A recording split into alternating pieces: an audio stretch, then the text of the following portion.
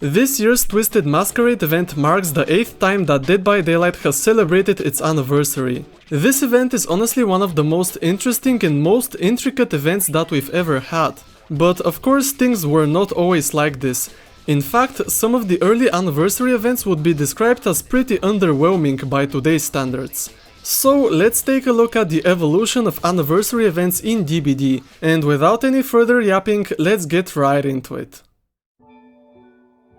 Dead by Daylight's first ever anniversary event took place between the 14th and the 20th of June 2017, lasting exactly 6 days. The main part of this event were the daily community challenges, in which both survivors and killers had to work together in order to achieve set goals for the challenge. These goals ranged from pretty basic stuff such as breaking pallets and unhooking your teammates, to very specific actions like grabbing survivors and adding objects to the map. And keep in mind that the Tome, the Archives, the Rift, none of that was in the game yet, so players couldn't even keep track of how much progress they had towards the challenges. This is why the developers regularly posted milestones on their social media and the Steam forums, in order to keep the community up to date on each challenge's progress. Now, the daily challenges themselves started at 10 AM each day and went on for 24 hours, with the deadline being 9:59 AM on the following day. And so the very tight time frame almost caused some of the challenges to not get completed. In fact, the third daily challenge was just barely completed, with only 21 minutes left until the deadline. But what were even the rewards for all of this? Well, day 1 included a Dwight hat and a machete for the Trapper. Day 2 was a jacket for Claudette and a weapon for the Wraith. Day 3 a Jake Park hat and a cool hillbilly hammer. Day 4 a t-shirt for Nia Carlson and a saw for the Nurse. While Day 5 had a hoodie for Meg and the Iron Chuckles mask for the Trapper. However, there was a secret 6th reward that players would only receive on the condition that all of the 5 previous challenges were completed. Thankfully, the community was able to successfully achieve this, and the secret reward for Day 6 turned out to be a brand new map for the Macmillan Estate realm, Groaning Storehouse. On top of that, the developers made another surprise announcement by releasing the silhouette of the Huntress, and promised that the upcoming Chapter 5 would be completely free. Furthermore, the Year 1 anniversary event also added the Bloody Party Streamers offering, as well as the Escape Cake and Survivor Pudding. Fun fact, these offerings were originally intended to only be in the game for the duration of the event, but the community liked them so much that the developers were essentially pressured to keep them in the game. And honestly, I'm glad they did. In addition, there was a blood hunt that lasted for the entire event, which basically meant double blood points for everyone. In comparison to all of this, the next anniversary, that being Year 2, might seem like a bit of a downgrade. Unlike the 1-year anniversary, there were no community challenges during this event. Instead, the 2-year anniversary included a cosplay artwork contest, as well as a video contest and another blood hunt. Moreover, there was a so-called daily Oryx Sales raffle. Basically, each day a user from the DBD forum would get randomly chosen and win a total of 2,250 Oryx Sales. This lasted from the 14th of June to the 9th of July 2018, essentially matching the duration of the actual anniversary event.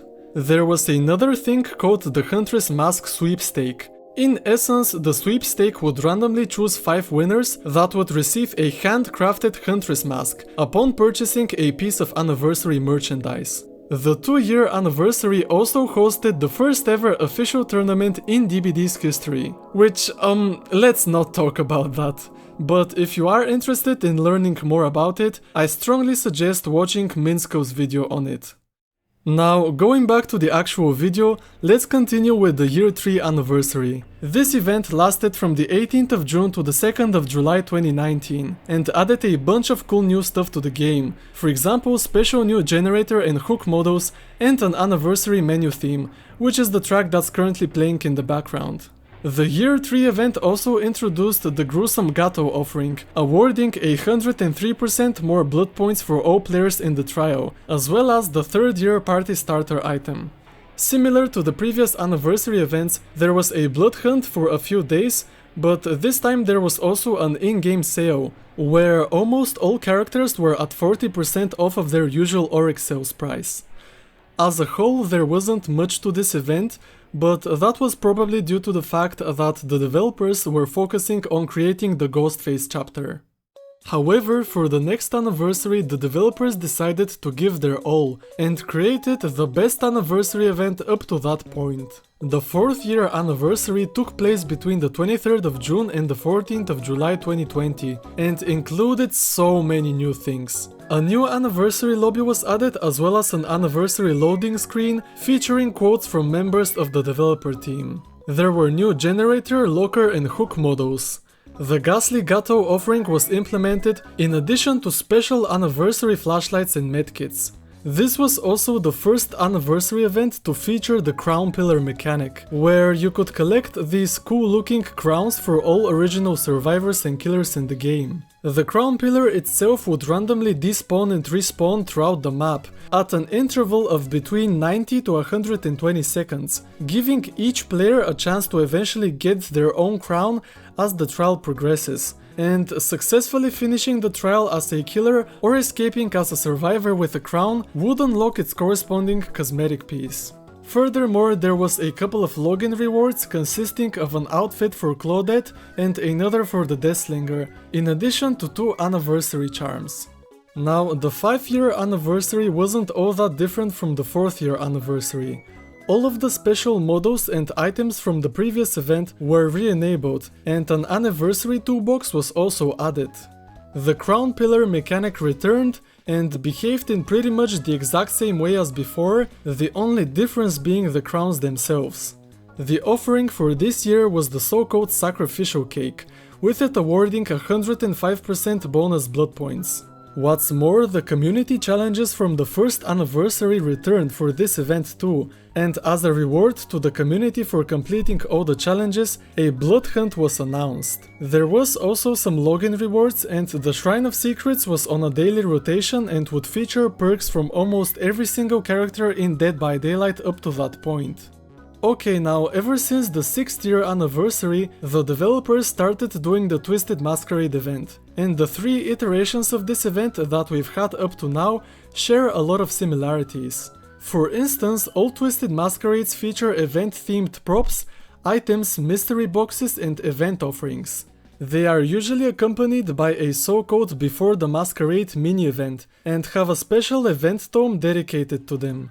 The first Twisted Masquerade, which took place between the 16th and the 30th of June 2022, reused the crown pillar mechanic from the previous anniversaries. However, this time it was called the Masquerade Pillar and had an invitation scroll hovering on top of it. Originally, the invitation scrolls would grant you a special anniversary mask, but ever since the 2023 version of the anniversary event, which lasted from the 22nd of June to the 13th of July, they would also grant you special Twisted Skills abilities. These come in the form of being able to spawn party pallets, block window votes and activate quiet mode as a survivor, and being able to remotely destroy pallets, endure stuns and perform a remote hook as a killer. It should be noted that quiet mode and the remote hook were added for this year's Twisted Masquerade and were not present in earlier iterations. However, last year killers did have the ability to expose survivors upon reaching Bloodlust Tier 1. Now, the newest event, that being the 2024 Twisted Masquerade, added a plethora of different features. First of all, the actual event now has its own separate queue. There's the whole new bag of tricks and the tricks effects, and honestly I don't even really know how that stuff works in the first place. But so far I'm enjoying this event. It's a chaotic mess, but it's goofy and incredibly fun. Let me know what you guys think about the current Twisted Masquerade event down in the comments.